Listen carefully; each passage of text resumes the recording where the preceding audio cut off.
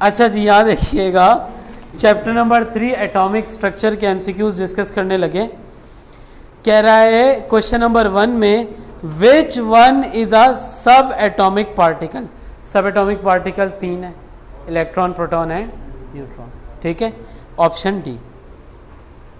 कह रहा है इलेक्ट्रॉनिक कन्फिग्रेशन ऑफ फ्लोरीन जिसका एटॉमिक नंबर 9 है। ज़रा देखिएगा, एटॉमिक नंबर 9, एटॉमिक नंबर 9, ठीक है, और एटॉमिक नंबर 9 के ऊपर जो इलेक्ट्रॉनिक कन्फिग्रेशन बनती है वो क्या है?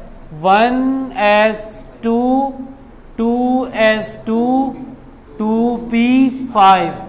ये कौन सा ऑप्शन है? Option A. Dash rays are fast moving helium nuclei.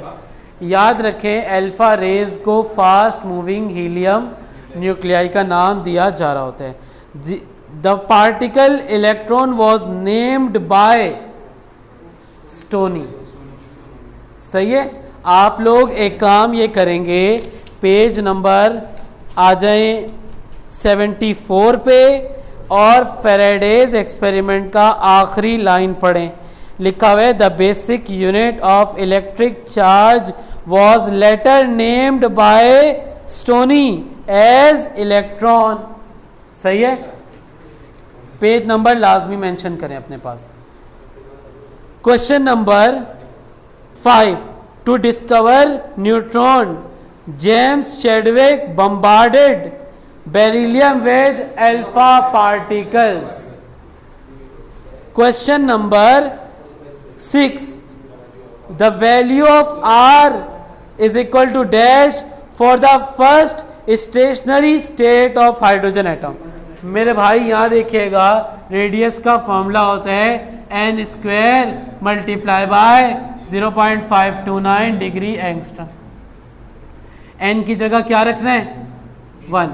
First बोल रहे 1 का square multiply by 0.529 degree angstrom, तो 0.529 डिग्री एंगस्ट्रम बन जाएगा। ये रेडियस आ गया। ठीक है, कौन सा ऑप्शन है ये? Option C. Dash is force due to attraction between electrons and nucleus. ये होगी कूलम फोर्स।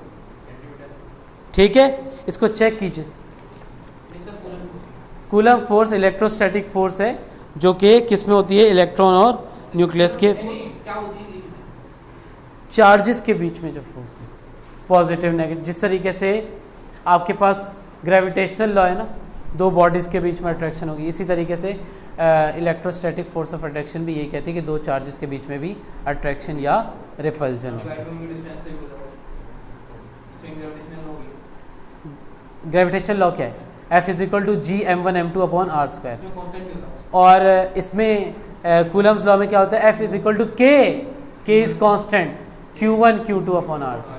सही है, के यूज़ कर रहे होते हैं। बिल्कुल, आपने जो फर्स्ट ईयर की बोहर की थ्योरी पढ़ी और उसके बाद रेडियस की डेरिवेशन की, उसमें के की वैल्यू एडजस्ट हुई हुई है, एडजस्ट हुई हुई है कांस्टेंट के अंदर ही। वरना जब आप लोग उसी डेरिवेशन को सेकेंड ईयर में करोगे, के की वैल्यू अलग से पूरी कैलकुलेट हुई हुई है। सेकेंड ईयर में जो फिज़िक्स का चैप्टर 18 है, वो पूरा फर्स्ट ईयर का केमिस्ट्री का चैप्टर 3 है। एक तरीके से थोड़ी सी उसमें बस मॉडिफिकेशन और आपको नज़र आता है, तो वहाँ पे आप ये देखेंगे। ठीक है, चेक कर ले।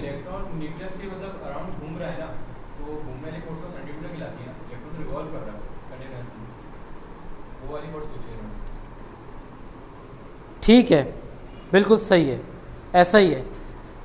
न्यूक्लियस अगर प्रोटॉन और इलेक्ट्रॉन में पूछता तो कूलम फोर्स होती, न्यूक्लियस और इलेक्ट्रॉन तो सेंट्रीपिटल। ठीक है, आंसर क्या हो जाएगा? सेंट्रीपिटल।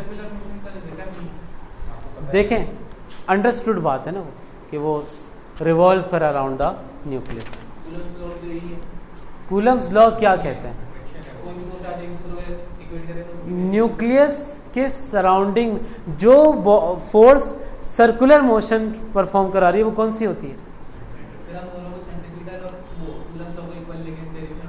वो अभी हम इक्वल की बात नहीं कर रहे, वो कह रहे हैं फोर्स का नाम क्या है जो उसको सर्किल में मूव करवा रही है। देखें, अगर आप दोनों का वजन एक जैसा है, लेकिन मैं बोलूं तुम हमजा हो, तुम जो है वो तला हो, ठीक है, तो एक्चुअली ये हमजा है, वो पहले उसका नाम क्या है ये बताना है। नेचर ऑफ फोर्स क्या है, अलग है, फर्क है। वो आता है ना, ऐड आता है फाजू सवाल, फर्क है पूरे 100 रुपये का, 100 रुपये का फर्क था। एक्सप्रेस पावर दे, महंगे पावर पे जैसी धुलाई, वो भी पूरे 100 रुपये कम। प्रोटॉन और इलेक्ट्रॉन। अच्छा, 8 देखिएगा, all atom in excited state are unstable due to their high energy. Dash is the full form of RH, Rydberg constant. Question number 10. According to Heisenberg, it was not possible to determine simultaneously position and momentum. अच्छा, 11. Bohr's circular orbit are usually referred to as energy level भी कह रहे होते हैं उसको, या energy shells भी कह रहे होते हैं। अच्छा, the magnitude of charge of the ion depend upon number of dash removed and or added to the neutral atom। इसका क्या आंसर है, इलेक्ट्रॉन्स। क्या बात है, क्या बात है। अच्छा, question number 13, electrons are filled to the orbital of lower energy first। This was stated by Aufbau। Aufbau का मतलब क्या होता है, बिल्डिंग अप, सही है, building up. Question number 14, maximum number of electron in n shell. देखो, पहले shell में कितने इलेक्ट्रॉन आते हैं, 2। दूसरे शेल में कितने इलेक्ट्रॉन आते हैं, 8। तीसरे शेल में कितने इलेक्ट्रॉन आते हैं, बोलो ना, 18। और चौथे में कितने आते हैं, 32 आते हैं। कौन सा फॉर्मूला यूज है, 2n स्क्वायर। अच्छा भाई, आगे देखिएगा, कह रहे the quantum number which specifies the principal quantum number specifies the size of orbital। azimuthal quantum number shape of orbital बताता है। अच्छा भाई,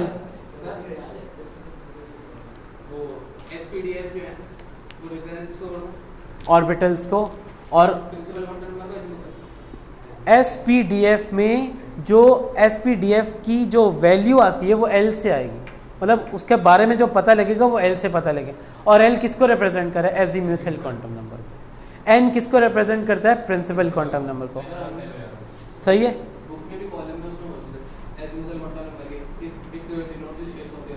हाँ, तो यहाँ शेप थोड़ी पूछी है, प्रिंसिपल क्वांटम नंबर क्या बताते हैं, वो ये बोल रहे हैं। प्रिंसिपल क्वांटम नंबर क्या बताते हैं, साइज ऑफ ऑर्बिटल बताते हैं। When L is equal to 0 the orbital is called S orbital. याद रखो बेटा, जब L की वैल्यू 0 होती है तो कौन सा ऑर्बिटल, S। L की वैल्यू 1 होती है तो P, L की वैल्यू 2 होती है तो D, L की वैल्यू 3 होती है तो